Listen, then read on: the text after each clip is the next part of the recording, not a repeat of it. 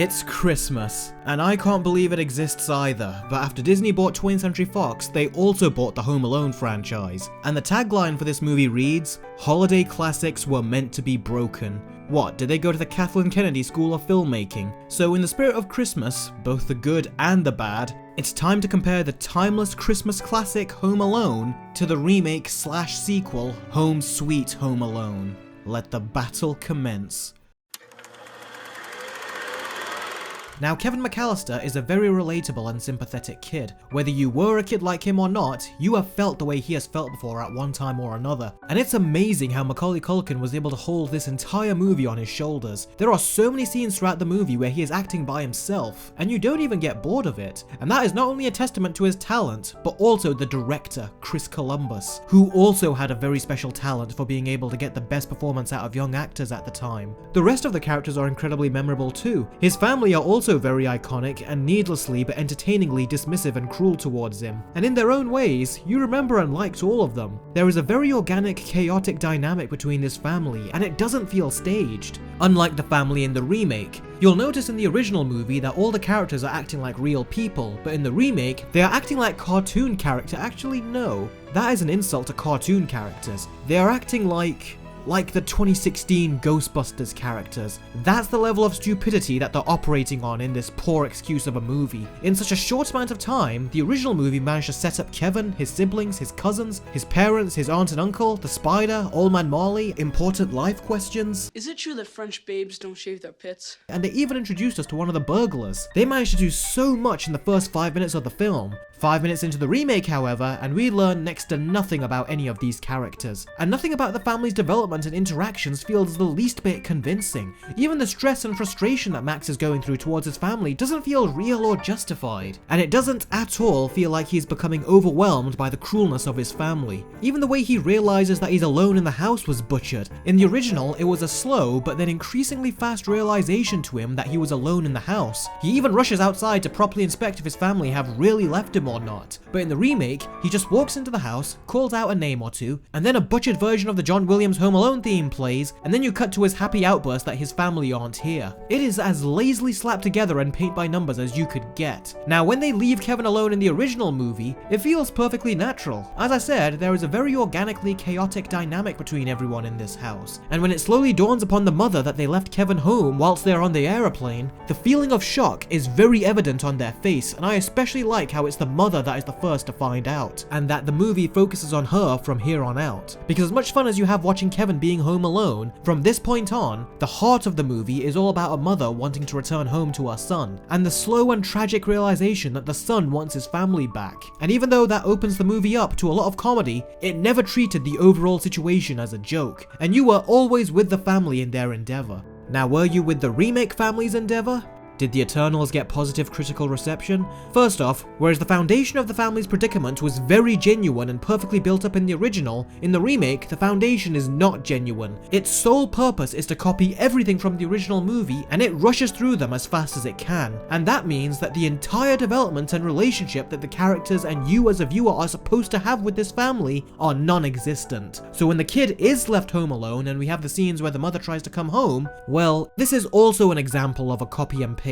The only difference is that in the original movie, we saw that his mother was frustrated with him and that the last time they saw each other, they left on very bad terms. Everyone in this family hates me. Then maybe you should ask Santa for a new family. Families suck. Just stay up there. I don't want to see you again for the rest of the night. I hope I never see any of you jerks again. And that adds to the emotional regrets and guilt that she is feeling throughout the rest of the movie, and it makes her all the more desperate to return home. In comparison, this is the last conversation that the two have in the remake. Mom! Max, please! You are not the only person in this house, darling!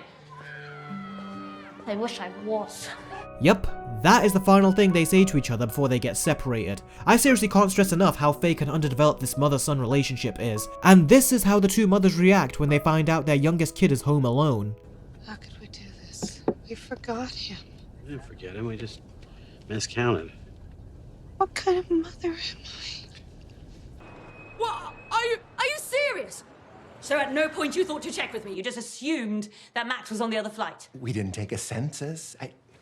Stu, did you assume he was on the plane? The same goes for the scene at the airport. When she's saying that her son is home alone, not only does it also feel fake, but there is no weight of a mother's love or guilt on her shoulders. When Catherine O'Hara is saying these lines and giving this performance, it feels 100% real, but when the mother in the remake says these lines, it comes off as borderline parody. The whole movie comes off as a parody, but it is especially noticeable and detrimental during these emotional scenes. The scenes that are supposed to carry emotional weight. The scenes that are supposed to show these characters as real people, and the lengths they are willing to go to be there with one of their own. You get no such chemistry or characterizations in the remake. It honestly feels like the higher up at Disney that greenlit this just thought, Home Alone, we can easily remake that shit and everyone will watch it. And if they don't like it, well, who cares? Holiday classics are meant to be broken. And well, congratulations. I hope you keep this on your resume after Disney kick you out. I can go on for hours, but I think I made my point here. The movie with the far superior story and characters is the original Home Alone. Harry and Marv are two burglars that are robbing the neighborhood, and what can I say about these guys that hasn't been said already? They are amazing, they are hilarious, brilliantly played by two actors, one of which you would not expect to play a role like this. I mean, unbeknownst to me and other kids who watched Home Alone, Joe Pesci had played some really messed up and violent characters around the time he did this, and he must have a really good sense of humor to have taken a role on like this during the peak of his career, and these two really make these roles their own. The genius about them is that the movie never makes them 100% incompetent. Throughout the entire movie, they are succeeding in doing what they want to do. They have some dumb moments along the way, but they are actually very organized. Well, Harry is. Whilst Marv floods the houses after they rob them, Harry is impersonating a police officer and finds out when the whole neighborhood leaves for their Christmas vacation so they can go in and rob them. Only they didn't count on Kevin. And that's where the comedic genius of this film comes from. And watching the three of these characters interact is comedic gold. Now, believe it or not, but the villains in the remake are not even villains. Yeah, it turns out that Max here just stole something of theirs, and they are trying to come into the house to get it back, or else they and their kids will lose their house. But due to a misunderstanding, Max sets a bunch of traps and beats the shit out of them. I'm confused. Who are the villains supposed to be in this movie again? And more importantly, why would they try to go the sympathetic route for the two burglars? A big part of the joy in watching Harry and Marv get the crap beaten out of them is that they deserve it. They are two criminals who are going to break into this house, rob it, and do God knows what to the kid who's inside. So watching Kevin set traps for them is a lot of fun, as it's essentially a big action scene, and you are constantly rooting for him to win. But here, you are essentially just watching two innocent people getting the shit beaten out of them by the little shit who has potentially stolen from them. So yeah, this movie takes the basic good guy, bad guy formula that the Home Alone franchise is known for, and Disney somehow found a way to screw it up. Not even the straight-to-video sequels messed that up. So this movie actually managed to do something worse than those. How is that even possible? Oh yeah. I've said more than I have to at this point. The movie with the superior villains is not surprisingly the original Home Alone.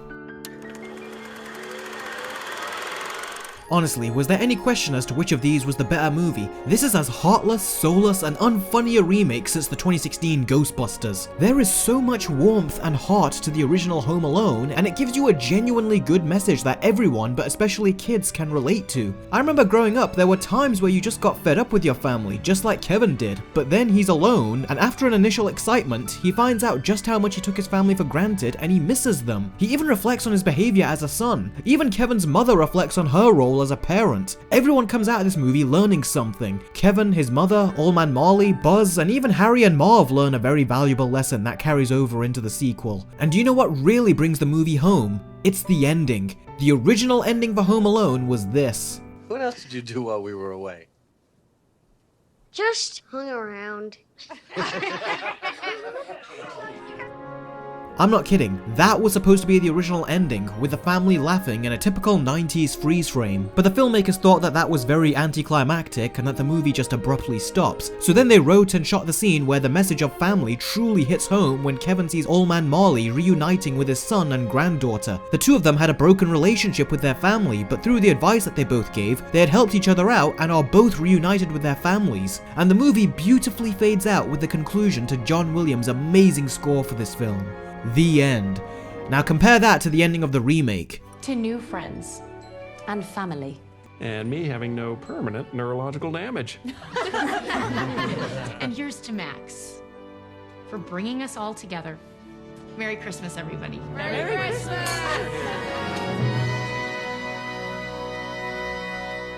Not only is it meaningless, but Max never goes through or even learns anything, and he certainly doesn't go through anything that makes him miss or want his family back. And yet, out of nowhere, he comes out with this. At least you're with your mum and dad. Mine have gone to Tokyo. I'm totally on my own. And a few seconds later says, Enjoy it with your family. That's what makes it special. All I really want is my mum and dad back. This comes out of nowhere and was not earned or even built up. A few minutes ago, he was happy that his family was gone, and now he wants them back. And then a few seconds later, he says this. I need to come to church more often. Yep, this is supposed to be the remake's church scene. You know, the one that happened in the original movie's third act after Kevin had gone through so much. This one happens less than halfway through the movie where Max has been through nothing. In the original movie, you really feel the sense of loneliness that Kevin doesn't have his family with him and is truly alone, whilst other kids are with their families. And after watching the remake, me and my brother immediately went to this scene. And just watching the cinematography, the way it's shot, the feeling of loneliness on Kevin's face, we both started to feel emotional watching it, something we have never felt to this extent when watching Home Alone. And I don't know if it's because the remake we saw was just so bad that it made the original movie even better, but it almost felt like we were experiencing emotion for this scene as if we were watching it for the first time. And it was so nice to have that feeling again, especially after the garbage fire that we had just witnessed. Anytime they use the John Williams Home Alone soundtrack in the remake, it feels so insulting to hear something so wonderful in something as shit and phony as this. Half the time they don't even know how to use it. I mean, they use the Wet Bandits music when we see Buzz from the original movie show up as a cop. How can you make a mistake like that? Also, the trap setting scene in the remake broke me. It was so terrible that I had to stop the movie, go to the trap setting scene in the original film, and then continue watching the remake. This movie also has the nerve to do a fart joke during the Oh Holy Night song, as well as a pants off joke. And it also interrupts the moment by having someone recording with his phone. It comes to a point where it doesn't feel like it's ripping the original off any more than it is just mocking it. It felt like the makers of this film hated the original and they just did a quick copy and paste fob job of Home Alone's plot points without incorporating any of the heart or passion that made the movie so special in the first place. And whereas the original had its actors treat the movie like a drama, the remake got their actors to treat the movie like it was a crappy SNL sketch. Yeah, this movie can burn in movie hell. It's time for the scores. The original Home Alone gets a 10 out of 10, and Home Sweet Home Alone gets a not so sweet 1. This movie is a complete waste of time and money, and if I were Disney, I would feel ashamed for having this on my streaming service. And from a business perspective, this movie makes no sense. Why would Disney put millions of dollars into a new Home Alone movie when all they had to do is advertise Home Alone 1 and 2 on the Disney Plus homepage during Christmas, and people would have immediately flocked to it? Home Alone is a classic Christmas movie. People have practically made a tradition out of rewatching the film every Christmas, so Disney would have gotten the extra views for no extra cost. But instead, they decided to waste money on this remake, at a time where Disney can't afford to waste any more money as their revenue streams are going way down due to the pandemic. The original Home Alone is an absolute classic that is full of heart. The remake is just full of shit, and crappy remakes like this just prove how great the original movie is even more. And although this movie is 100% a remake, it does tack on scenes to try and connect itself to the first two films. This cop is Buzz all grown up, and they even make mention of Kevin making home security, which is something that fans have theorized for years that Kevin would do as a career. So in that sense, this is another attempt from Disney to buy out a franchise and remake the same movie and connect it to the originals. But just like the Disney Star Wars trilogy, it's best we ignore this Disney cash grab and act like it never happened. Burn in hell, you filthy animal.